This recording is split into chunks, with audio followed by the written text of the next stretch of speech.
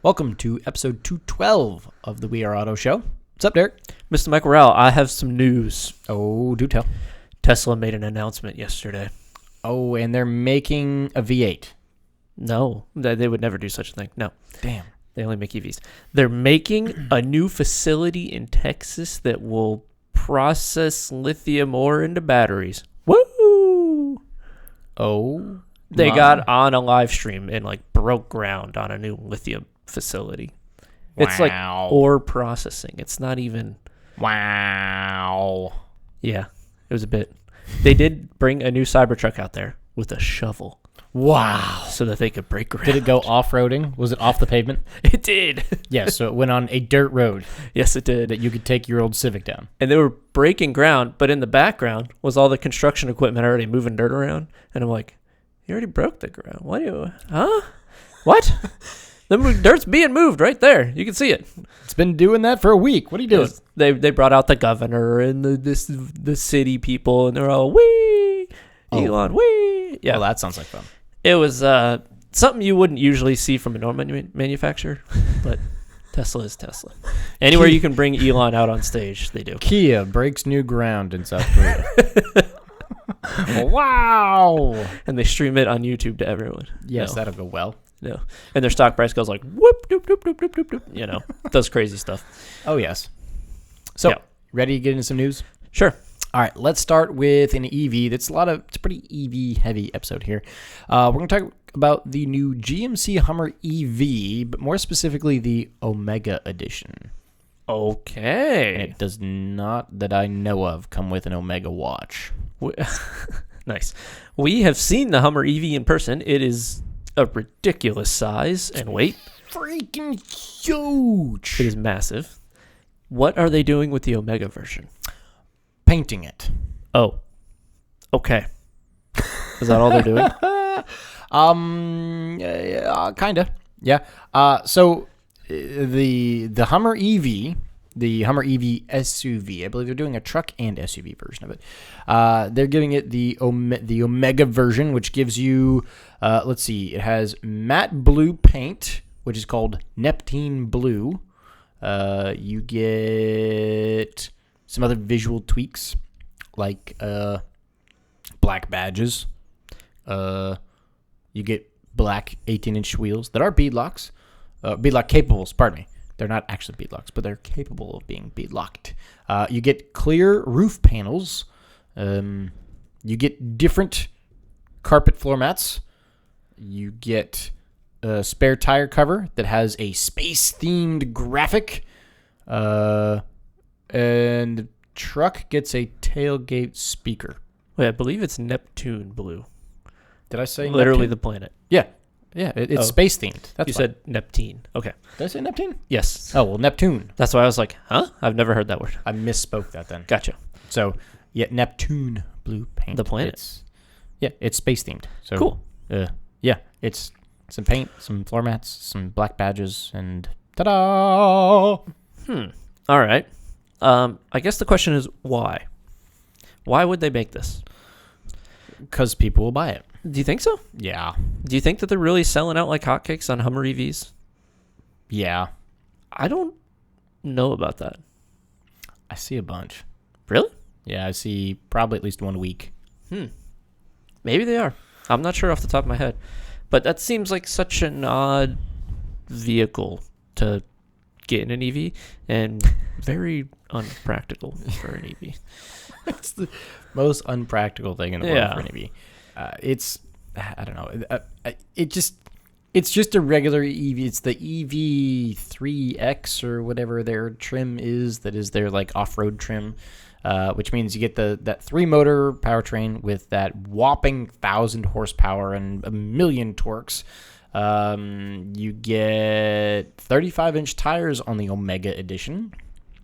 You get, let's see, you get a bunch of skid plates and assist steps and underbody cameras and all sorts of things. And apparently the off-road version is estimated to go 298 miles on a charge when you've got the off-road pack, which is because it's got a battery the size of Jupiter. Yeah, this is actually starting to run into what's called the rocket equation, where in the rocket world, to go further, you need more fuel, but to go further, you need more fuel than that. And you run down the cycle of like, I need to go further, but I just consistently need more fuel. And if you can only have so much fuel at takeoff. So this is kind of the same situation. It's just like as you add more battery, you add more weight, which means you need more battery, which means you have more weight. And you just keep on going down the cycle. Yeah. Eventually, I'll get to 400 miles, but I'm going to have a battery that's twice the size. And then you're in a car that you need a CDL for because it breaks all weight limit requirements. Yes. It breaks all of the roads. Yeah. It's not cheap, by the way. Okay. If you want the SUV version, it's $139,995, 140 grand. If you want the truck, it's $149,995, $150,000 for the truck, $140 for the SUV, $150 for the truck. Okay. Yeah. A normal one will start around 110 from what I'm seeing, and that's for the I think the truck. So maybe they aren't selling like hotcakes. I don't imagine that these because are. now that I'm understanding the numbers in terms of price, who is buying $110,000 worth of GMC EV? You and me happen to live in the bubble where that's okay. The rest of the country isn't buying these like hotcakes. I can almost guarantee it. And I do have to kind of check myself many times because I do tend to forget that we live in this area that is, knock on wood, borderline unaffected from the rest of the world's and countries' woes.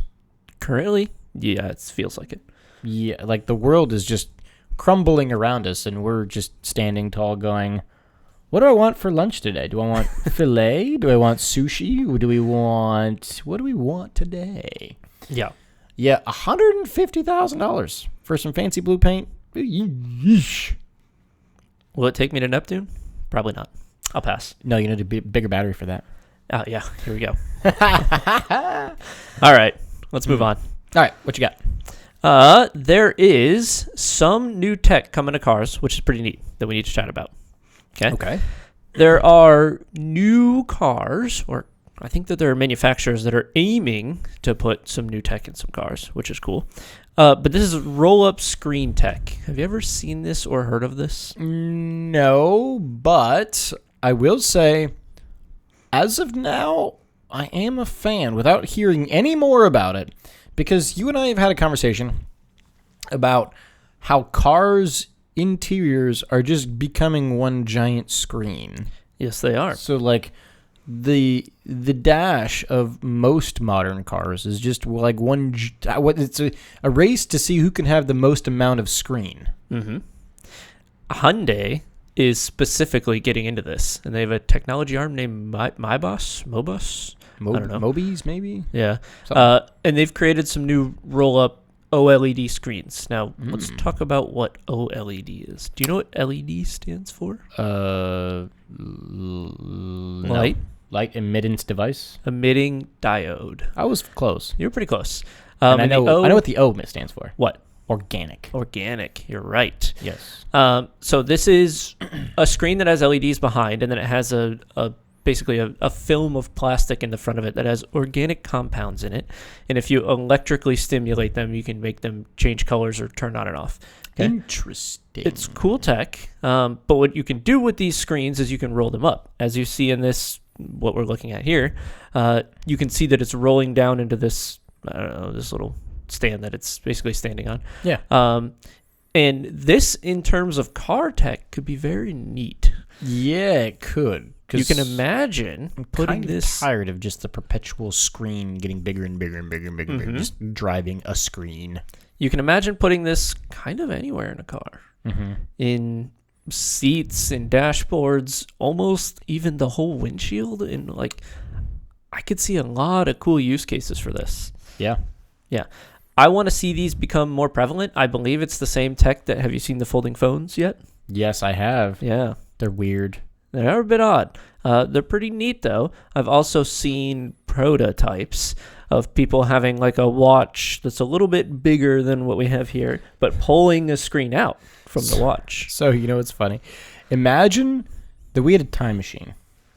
And we were listening to us having this conversation about phones that flip and watches with screens back in 2004 when, like, the Razor was flipping. Right. And people are like, we've had that for years. What are you talking about? It's gone away and it's come back. Yeah, they need to figure out screen tech like this that works really well. One other cool feature of OLED is it's organic. You can turn the blacks are very black. Have you ever seen a screen where the black is still on and it's like backlit a little bit? Mm-hmm. This completely shuts it off. So the black is perfectly black. That's cool. Which is cool. And you also get very good contrast between like a white spot and a black spot on OLED screens. That's cool. Because the blacks are off.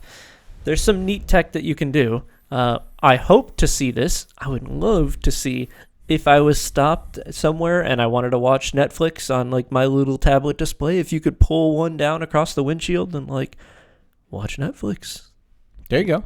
Watch whatever you want. I don't see a problem with that. As long as it wasn't there when you're moving. Yeah. Or assuming we get like full self-driving figured out, all that, whatever. It's a bit different then. But yeah. Some very cool tech coming in the future, and I guess that Hyundai is really trying to push this. So, coming from Hyundai, are you a fan?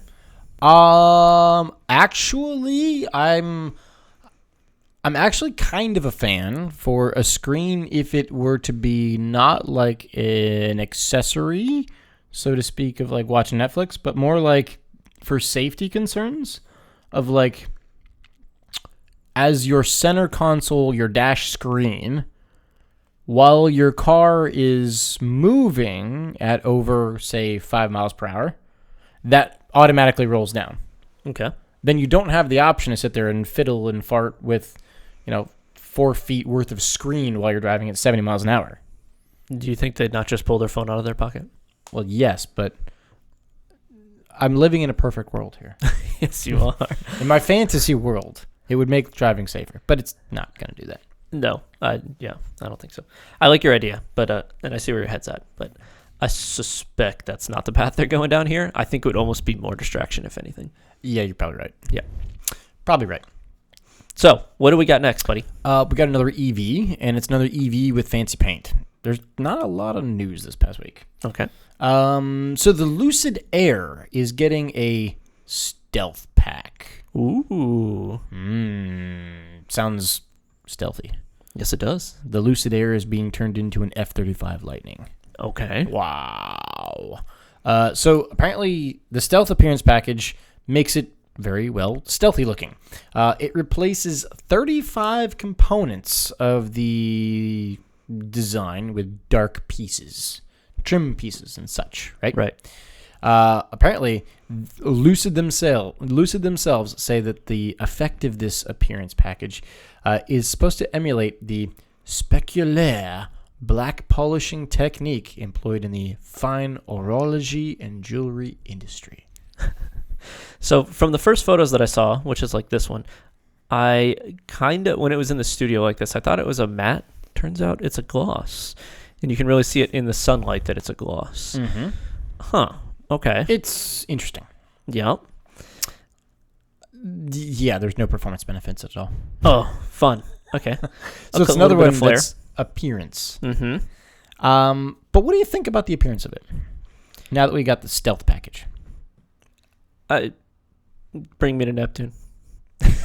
I don't know. It's just an appearance package. There's nothing that interesting to me.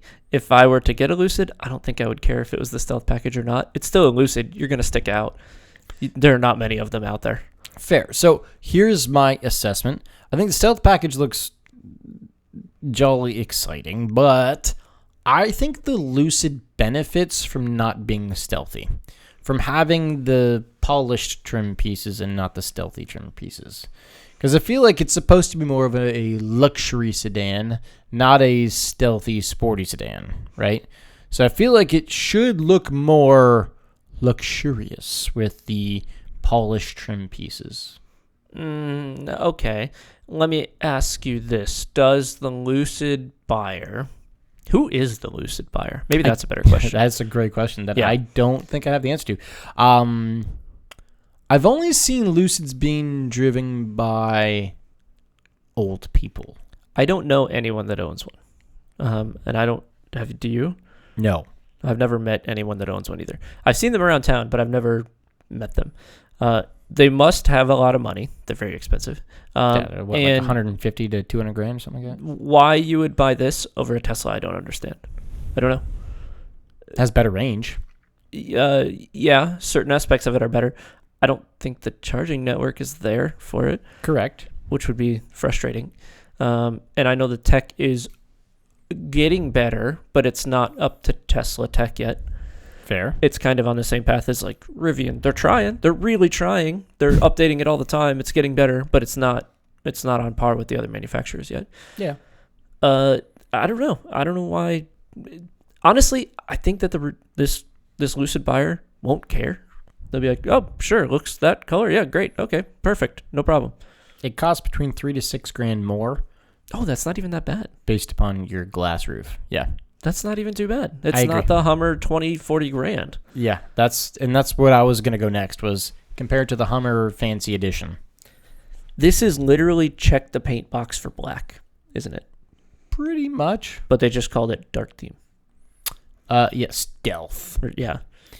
Yeah, I mean, they made a big hubbub about it. It looks, well, stealthy, but it's a Lucid. I don't think they have a lot to make a hubbub about right now. So they're really digging deep to try to find something to Makes get in the sense. press. Oh, real quick, stop where you're scrolling because I just saw that the Lucid Air Touring starts at 107 grand and the Grand Touring starts at 138. That's Tesla Model S Plaid territory. So that's actually not as expensive as I was thinking. I thought it was like $150,000 to $200,000. Yes, but would you get a Model S Plaid or this? Probably It's- the Model S Plaid, but Yeah.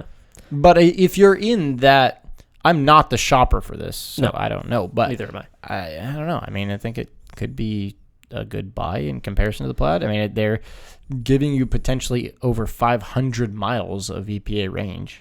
Yeah. No, the highest range EV out there, I'm pretty sure right now, is this. Yeah. It's sedan, I should say. I'm sure that there are semis or trucks or something out there that's like way higher. But yeah, this is definitely the longest range. Yeah. I think it's just check the black box if you want it. Yeah, I think you're probably right. Yeah. I think you're probably right. It's, I don't know, $3,000 to $6,000 more than your standard Lucid. So there's that. It's the Stealth Pack. They should have named it the Mars Pack. The Mars Pack? Yeah. The No, Neptune, they should have named it Saturn. the Pluto Pack because that's darker. It's not a planet. The Uranus Pack. You can't do Why that. can't you name it can't. Uranus? Tesla could do it. No one else can do You it. think Tesla could name a car Uranus? If Elon can spell out sex in his models, yes, they can do it. So the Tesla models are sexy Uranus. Man. Can't. All right, Elon. Ring me up, brother. I will help you out with your branding. Your sexy Uranus. You know they launched their new big rocket on 420 on purpose.